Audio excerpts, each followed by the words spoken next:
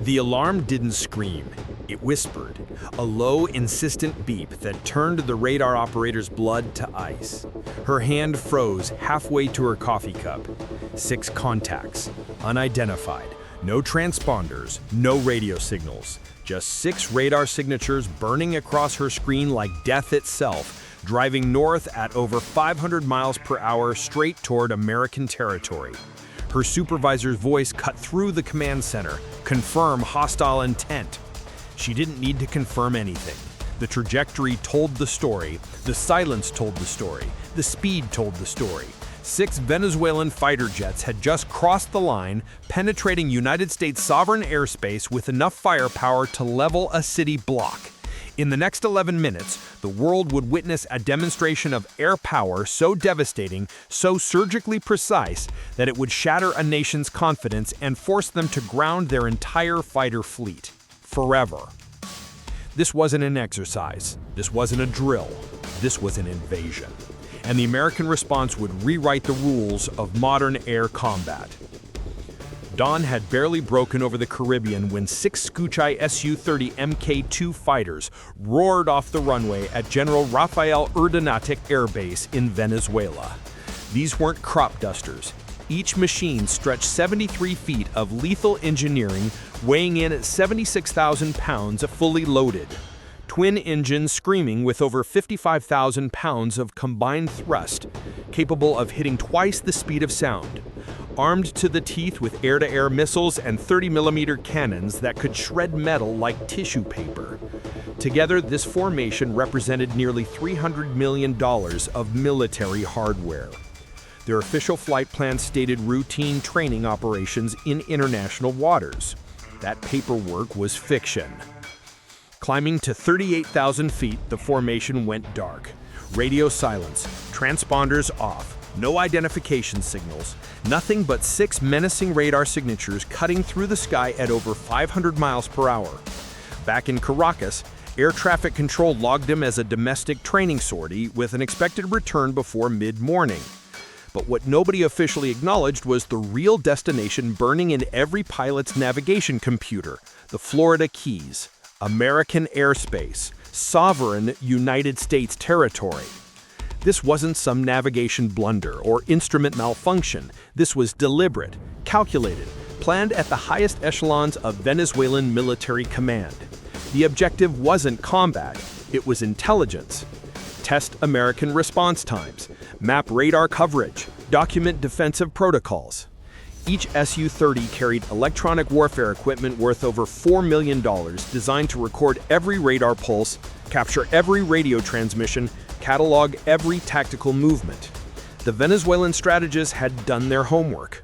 Previous incidents involving Russian aircraft near Alaska had shown American response times averaging 8 to 12 minutes. Plenty of time to penetrate, gather data, and vanish before interceptors could arrive. The calculation seemed sound. Dash across the border, stay for 90 seconds, maybe 2 minutes maximum, then retreat before American fighters could scramble. The gamble hinged on a simple assumption.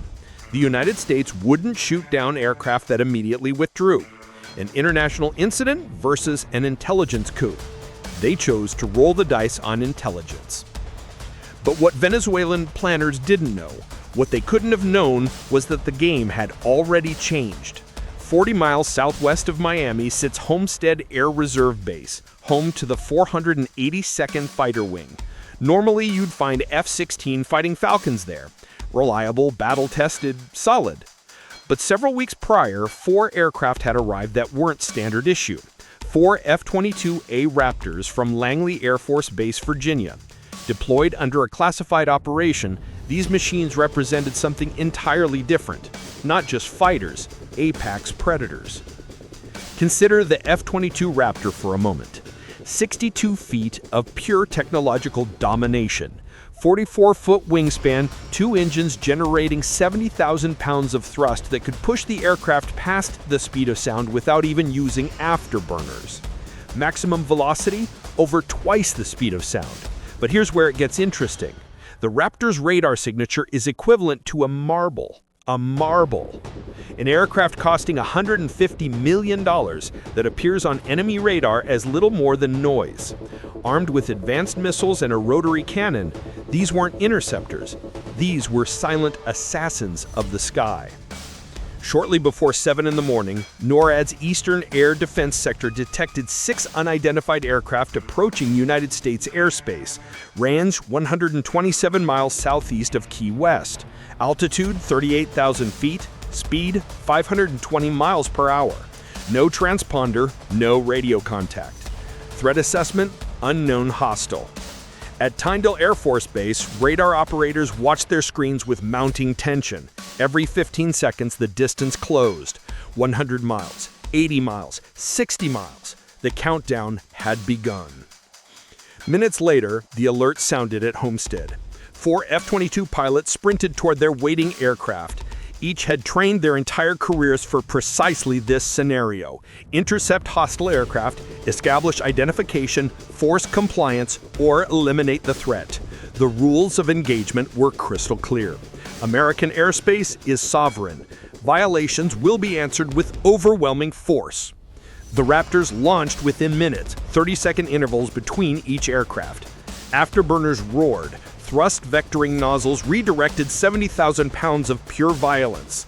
The fighters accelerated past 450 miles per hour while still climbing, gaining 12,000 feet per minute. Banking south, their radar systems locked onto the Venezuelan formation at 83 miles range. Weapons armed, target acquisition complete. The hunters had launched. When the 6 SU-30s crossed into United States airspace just south of Key West, the lead pilot expected radar detection, expected radio warnings, expected diplomatic noise later. But what he got instead was his threat warning system erupting in panic. Multiple hostile aircraft, advanced radar signatures, lock-on detected. But here's what turned blood to ice water. The contacts had appeared at 47 miles with zero advanced warning. Closing at supersonic speed, the Venezuelan formation's tactical cohesion shattered instantly. The lead pilot immediately hit the international emergency frequency, identifying his formation as Venezuelan Air Force, requesting safe passage back to international airspace. The response was radio silence, professional, calculated, terrifying. The Raptors closed distance at over 1,000 miles per hour without afterburners, just super cruise efficiency bringing overwhelming force towards 6 aircraft that suddenly realized they had no chance of escape. The tactical display told the complete story. The F-22's advanced radar tracked all 6 SU-30s simultaneously, while remaining functionally invisible. The stealth characteristics meant the Venezuelan aircraft couldn't achieve targeting solutions.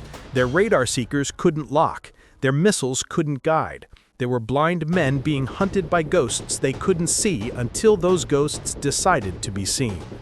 At visual contact range, the Venezuelan formation had completely broken apart. Fear destroys military discipline.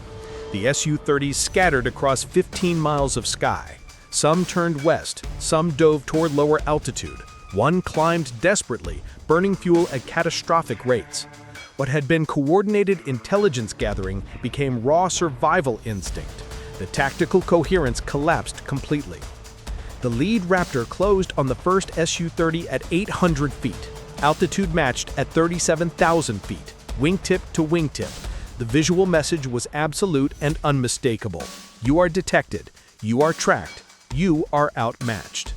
The Venezuelan pilot could see everything: the weapons pylons, the pilot's helmet, the exact configuration that would end him if orders changed. He understood precisely how vulnerable his position had become. Another Raptor intercepted the second SU-30 with more aggressive tactics. Positioning directly above the Venezuelan fighter with just 50 feet of separation, the American pilot engaged afterburners for 3 seconds. Twin engines erupted. The jet wash slammed into the SU-30 like a physical blow. Violent turbulence. The Venezuelan aircraft bucked, dropping 400 feet. The pilot fought desperately for control. His aircraft wasn't designed to handle wake turbulence from an F-22 at full military power. The message was delivered without words: leave immediately or face consequences. 2 more SU-30s had dove to 28,000 feet, attempting escape through lower altitude. The pursuing Raptor followed effortlessly. The F-22's maneuverability at any altitude exceeded anything the Sukhoi could achieve. The American pilot positioned between both aircraft, flying a figure-8 pattern, demonstrating complete control, proving escape wasn't an option. Radar lock indicators illuminated both targets. The Venezuelan pilots knew there were seconds from potential engagement. The final 2 SU-30s had turned southwest, maximum speed, full afterburners, burning fuel at unsustainable rates, attempting to reach international airspace before the 4th Raptor caught them. It caught them. The American fighter accelerated past 1,800 miles per hour. Distance closed in seconds. Position behind both aircraft. Perfect weapons range, perfect targeting solution. Radar locked both fighters simultaneously. The tone in the pilot's headset confirmed missile guidance ready. Fire authorization received from NORAD, but the Raptor held position. The Venezuelan aircraft were already fleeing. The message was sufficient. Within minutes, all 6 SU-30s had exited United States airspace. Total violation time, 6 minutes. The Raptors maintained pursuit for an additional 40 miles into international airspace, escort monitoring, ensuring the retreat continued. The Venezuelan formation was shattered, scattered across 60 miles of ocean. Radio traffic was frantic, fuel states critical from the full afterburner runs. Their electronic warfare pods had recorded nothing useful. The only data collected was documentation of their own tactical defeat. The diplomatic consequences arrived like a hammer. The State Department summoned Venezuelan's representative within the hour. The meeting lasted 11 minutes. Evidence presented: radar tracks, radio intercepts, gun camera footage from the F-22s. The incursion was documented completely. Venezuela's explanation of navigation error was dismissed immediately. 6 aircraft don't accidentally violate airspace in formation. 6 aircraft don't maintain radio silence during navigation error. 6 aircraft don't carry electronic warfare pods for routine training. The American response was formal and devastating. Economic sanctions expanded, diplomatic relations downgraded, military cooperation suspended, intelligence sharing terminated. Venezuela was isolated further from the international community. The cost for 6 minutes in American airspace would be measured in years of diplomatic repair work and hundreds of millions in economic losses. For Venezuelan military command, the operation was catastrophic failure. The intelligence gathered was worthless. The electronic warfare pods recorded American fighter aircraft that appeared without warning. That was the only data point. American air defense response time wasn't 8 minutes, it was 4. The SU-30 pilots reported being intercepted by aircraft they never detected until visual range. That wasn't intelligence gathering, that was humiliation. The internal Venezuelan military analysis was brutal. The operations planning had assumed minimum 8-minute response time. Reality delivered 4 minutes from alert to intercept. They'd assumed American fighter detection at 40 miles. Reality was stealth aircraft appearing at 2 miles. They assumed safe retreat after brief incursion. Reality was pursuit by aircraft they couldn't evade or engage. 3 officers were removed from command within 72 hours. The Air Force commander resigned. The intelligence directorate's chief was reassigned. The operational planning staff underwent complete review. The cost calculation was devastating. Fuel burned, $67,000. Electronic warfare data, useless. Diplomatic sanctions, an estimated $340 million in trade losses over the following year. Military reputation, damaged internationally. Mileage morale, degraded from tactical defeat. All for 6 minutes that achieved absolutely nothing. For the United States Air Force, the Intercept validated forward deployment strategy. The F-22s at Homestead had been positioned specifically to counter regional threats. 4 aircraft had dominated 6 hostile fighters without firing a single shot. Pure technological and tactical superiority demonstrated in real combat conditions. The engagement data was immediately classified, but tactical lessons spread throughout the Air Force. Stealth matters. Speed matters. Training matters. The combination creates overwhelming advantage. Regional air forces noted the outcome carefully. Cuba adjusted their air defense posture. Nicaragua reconsidered military aviation investments. Even Russia and China, who had supplied Venezuela's aircraft, understood the demonstration. Modern air combat against American fifth-generation fighters isn't combat, it's target practice. The SU-30 is an excellent fourth-generation aircraft. Against F-22s, it's obsolete. The psychological impact on Venezuelan pilots was severe. They'd entered the mission confident, experienced fighter pilots in capable aircraft. They exited understanding they'd been completely dominated. The F-22s had approached undetected, positioned with impunity, escorted them out like children being sent home. That's not combat experience. That's trauma affecting operational readiness for years. 3 months after the incident, Venezuela permanently grounded their SU-30 fleet for maintenance review. The aircraft never returned to operational status. The cost of operating fighters proven ineffective against American aircraft couldn't be justified. The pilots were reassigned, the aircraft were stored, and the capability was eliminated not by combat losses, but by demonstrated obsolescence. The broader strategic lesson was about deterrence. Military power exists to prevent conflict, but when deterrence fails, response must be immediate and overwhelming. The 4 F-22s had launched within 2 minutes of alert, intercepted within 4 minutes, achieved complete tactical control within 6 minutes. That response time eliminates adversary options. That speed creates decision paralysis. That capability prevents escalation because resistance is futile. Air superiority isn't just about having advanced aircraft. It's about deployment strategy, response protocols, training that creates instinctive tactical excellence. The 4 F-22 pilots who intercepted the Venezuelan formation represented thousands of hours of flight training, hundreds of simulated engagements, decades of institutional knowledge about air combat. That investment created the 4-minute intercept. That preparation enabled the tactical dominance. Venezuela tested American airspace defense. They received a definitive answer. The cost was humiliation. The lesson was permanent. The message was absolute. Modern air warfare has evolved beyond visual dogfights, beyond missile exchanges at medium range. The F-22 represents a combat paradigm where the adversary never achieves opportunity to fight. They're detected first, tracked continuously, engaged from positions they can't counter. The Venezuelan SU-30s never had a chance to demonstrate their capabilities. The fight was over before it began.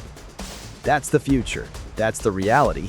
That's what air superiority means in an age of stealth technology and network-centric warfare. The side that sees first, shoots first, wins first. The side with technological advantage dictates engagement terms. The side with superior training executes flawlessly under pressure. 6 aircraft violated American airspace. 4 F-22s responded. 11 minutes later, the incursion was terminated. The hostile formation was scattered, and 6 pilots understood they'd encountered capability they couldn't match. No weapons fired, no aircraft lost, pure demonstration of dominance. And in air defense centers from Moscow to Beijing to Tehran, military planners updated their assessments. The American air defense network responds faster than predicted. The F-22 performs exactly as advertised. The technological gap remains unclosed. The only rational response is caution, because when 6 Venezuelan fighters crossed into United States airspace and met 4 American Raptors, the outcome was never in doubt. The tactics were perfect, the technology was superior, the result was inevitable. The Venezuelan fighter pilots returned home that day, but they never truly recovered. Some requested transfer to ground operations. Others left military service entirely. The psychological scars of being utterly dominated, of flying blind while being hunted by invisible predators, of understanding in crystalline clarity that survival was a gift, not an achievement, these wounds don't heal. They became living testaments to a simple truth that every military strategist now accepts. There are fighters, and then there are F-22 Raptors. The gap between them isn't measured in degrees, it's measured in dimensions. Every potential adversary received the message clearly. The sky belongs to those who control it. Over American territory, that control is absolute. Over American territory, that control is eternal. And anyone foolish enough to test it will learn what 6 Venezuelan fighter pilots learned in 11 minutes of pure, unfiltered reality. Dominance isn't demonstrated through destruction. It's demonstrated through the mercy of allowing your enemy to retreat and tell the story of their defeat.